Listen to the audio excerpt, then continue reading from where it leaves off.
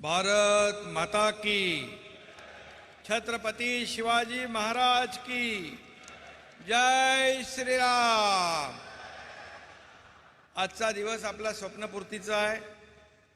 आज देशातील सर्वात लांबीच्या सागरी सेतूचं आज लोकार्पण होतंय आणि या लोकार्पण प्रसंगी ज्यांच्या शुभ हस्ते होतंय ते आपल्या देशाचे गौरव मूर्ती, विश्वगौरव, लोकप्रिय आणि अतिशय कणखर असे प्रधानमंत्री नरेंद्र मोदी साहेबांचं मी आपल्या सगळ्यांच्या वतीने मनापासून स्वागत करतो।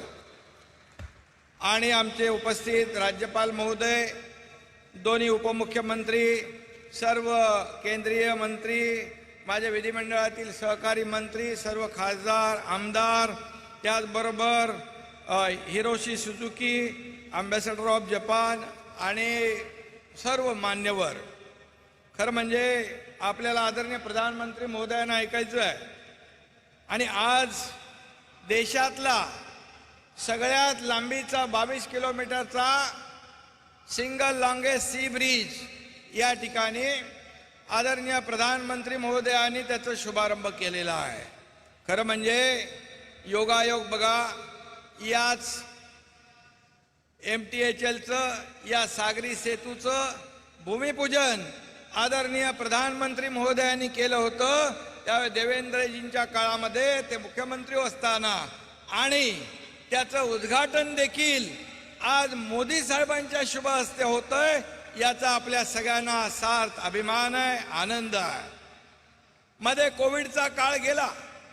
कोविड असताना देखील या समुद्र सेतूमध्ये ज्या ज्या लोकांनी, अधिकाऱ्यांनी, इंजिनियरनी, सर्व कर्मचाऱ्यांनी, अधिकाऱ्यांनी जी मेहनत घेतली त्यांना मी मनापासून धन्यवाद देतो। कारण कोविड असताना देखील त्यांनी या पुलाचं काम योग्य वेळेमध्ये केलं आणि 2 तासाचं आता लागणारं अंतर या पुलामुळे फक्त 20 मिनिटांमध्ये मुंबईतला माणूस इथं चिरलेमध्ये येणार आहे।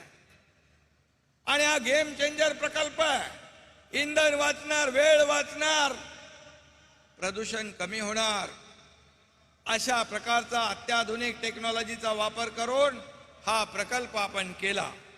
खरं म्हणजे याच्याबरोबर आज Kharkopar Uran railway line, Dighagaon railway स्थानक, सूर्या पाणी पुरवठा योजना, नवी मुंबई मेट्रो मार्ग 1, बेलापूर ते पेंढार, खार रोड आणि गोरेगाव दरम्यान नवीन रेल्वे लाईन यांचं देखील आपल्या राष्ट्राला समर्पण केलं जाणार आहे।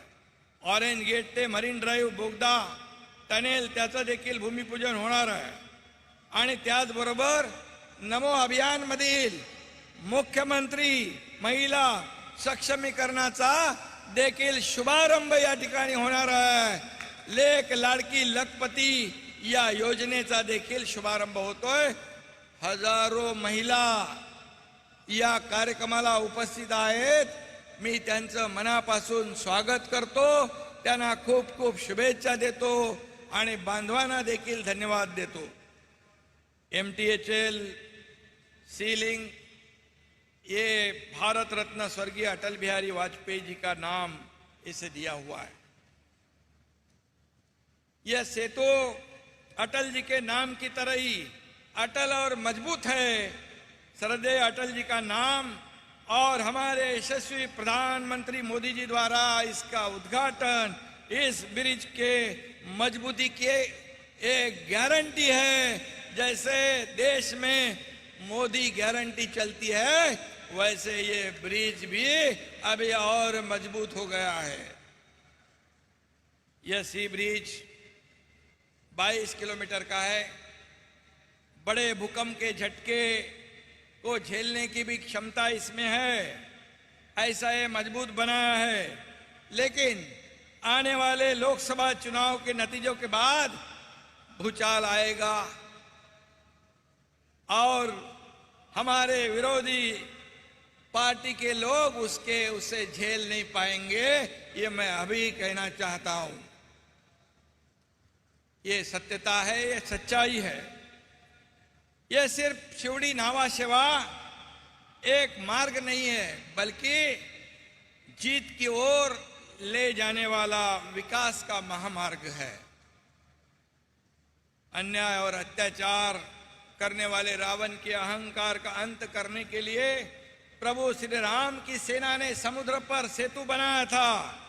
इस सागरी सेतु के निर्माण से उसी तरह अहंकारी लोगों का अहंकार भी चकनाचूर हो जाएगा। और मैं ये भी कहूंगा, जब महाराष्ट्र में विकास प्रकल्प के भूमि पूजन लोकार्पण को हम जब जब हमारे आदरणीय प्रधानमंत्री जी को बुलाते हैं, तो प्रधानमंत्री जी हमारा और महाराष्ट्र का उत्साह बढ़ाने के लिए समय हमें देते हैं और आते हैं, लोकार्पण करते हैं। और लोगों में काफी देखा कितना आपके प्रति प्यार है। इतनी महिलाएं, इतने हमारे भाई सब यहाँ उपस्थित है, रोड पे कितने खड़े थे। इतना प्रेम शायद इस देश में नहीं, बिल्कुल बल्कि दुनिया में किसी को भी नहीं मिलता होगा। और इसलिए ये विकास के जो विरोधी लोग हैं उनको हमेशा ये खटकता है, उनके पेट में दर्द होता है, लेकिन उनकी परवाह किए बिना हम सरकार का काम, विकास का काम आगे बढ़ा रहे हैं। अगर हम सद्भावना और सहृदय से सेतु बनाते हैं तो लोग अपने आप आपके साथ जुड़ जाते हैं। प्रधानमंत्री मोदी जी पूरे देश में इसी तरह सद्भावना एवं सर्वांगीण विकास का पुल बना रहे हैं। और इसीलिए इनके साथ अब की बार 400 पार के नारे को मजबूत करने के लिए हमारी भी एक बड़ी जिम्मेदारी बन चुकी है। और इसलिए मैं कहूंगा, मैं आप सब की तरफ से कहूंगा कि फिर एक बार मोदी सरकार और महाराष्ट्र में अब की बार 45 पार ये संकल्प लेकर हम आगे बढ़ रहे हैं। ये विकास के माध्यम से हम लोगों के सामने जाएंगे। जो विकास हमारी सरकार बनने से पहले रुक चुका था, उसमें रोडे डाले थे, स्पीड ब्रेकर थे, बंद था, उसे आगे बढ़ाने का काम मोदी जी के नेतृत्व वाली इस सरकार ने किया है। और निश्चित रूप से मैं कितने प्रकल्प शुरू है इसकी गिनती नहीं करूंगा, लेकिन नम्रता पूर्वक इतना ही कहूंगा कि पूरे देश में आपके मार्गदर्शन में, आपके सहयोग से, आपके नेतृत्व में इस महाराष्ट्र में सबसे ज्यादा इंफ्रा प्रोजेक्ट शुरू है।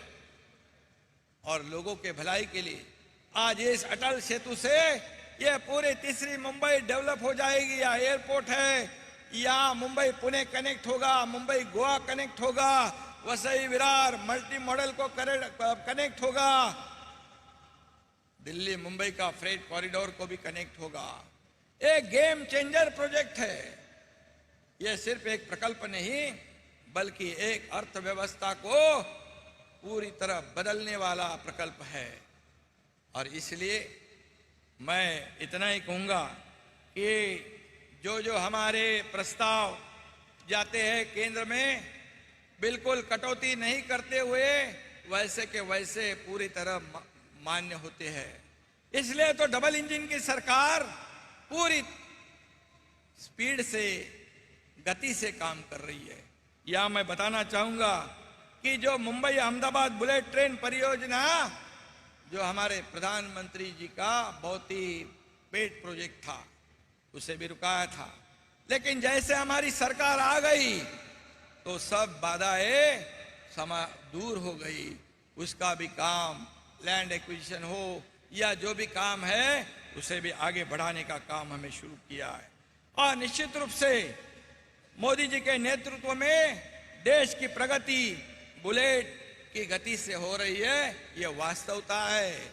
50-60 सालों में जो नहीं कर पाए वो जो 9-9.5 सालों में मोदी जी ने करके दिखाया है। इसीलिए इस भारत का नाम पूरी दुनिया में अदब से लोग लेते हैं। ऐसे परिस्थिति में बड़े बड़े देशों की अर्थव्यवस्था चरमरा गई है, डगमगा गई है, लेकिन ऐसे परिस्थिति में हमारे भारत देश की अर्थव्यवस्था को एक नई ऊंचाई पे, नया आयाम देने का काम आदरणीय प्रधानमंत्री जी ने किया है। इसलिए मैं उनको बहुत बहुत धन्यवाद देना चाहता हूँ, उनका आभार व्यक्त करना चाहता हूँ। ऐसा ही प्रेम महाराष्ट्र के साथ आगे आपका रहेगा, ये मुझे विश्वास है। और विकास के बारे में तो कभी भी केंद्र सरकार हमारे साथ है। वंदे भारत हो, ट्रेन के काम हो, जो भी विकास के प्रकल्प हो, केंद्र सरकार हमेशा, जैसे हमारे देवेंद्र जी ने कहा कि चट्टान की तरह हमारे महाराष्ट्र सरकार के पीछे केंद्र सरकार खड़ा है। इसलिए मैं धन्यवाद देना चाहता हूं। आणि लेक लाडकी लखपती आणि आपल्या ज्या महिला बचत गटाच्या महिला आलेल्या आहेत, CRP आहेत आणि हजारोंच्या संख्येने या ठिकाणी महिला भगिनी आल्यात, त्यांना देखील मी मनापासून धन्यवाद देतो, आपलेही आभार मानतो। आणि एक गोष्ट फक्त मी या ठिकाणी सांगू इच्छितो की देशामध्ये करोडो राम भक्तांचं जे स्वप्न होतं की अयोध्यामध्ये राम मंदिर झालं पाहिजे, हिंदू हृदय सम्राट बाळासाहेब ठाकरेंचं पण स्वप्न होतं राम मंदिर झालं पाहिजे। आज ते असते तर आदरणीय मोदी साहेबांचं त्यांनी मोकळ्या मनाने अभिनंदन केलं असतं। आणि म्हणून मैं कुठल्या शब्दांमध्ये, मेरे पास शब्द नहीं है आभार व्यक्त करने के लिए, इसलिए मैं आपको सादर वंदन करता हूं, प्रणाम करता हूं। आणि मी आपल्या सगळ्यांना एकदा सांगतो, 2 मिनिटं सगळ्यांनी या अयोध्येमध्ये राम मंदिर निर्माण होतंय यासाठी उभं राहून आदरणीय प्रधानमंत्रीनं मानवंदना द्यायची आहे। टाळ्यांच्या गजरामध्ये उभं राहून सगळ्यांनी मानवंदना देऊन जय श्रीरामचा आपण घोषणा करूया, घोष करूया, जय श्रीराम।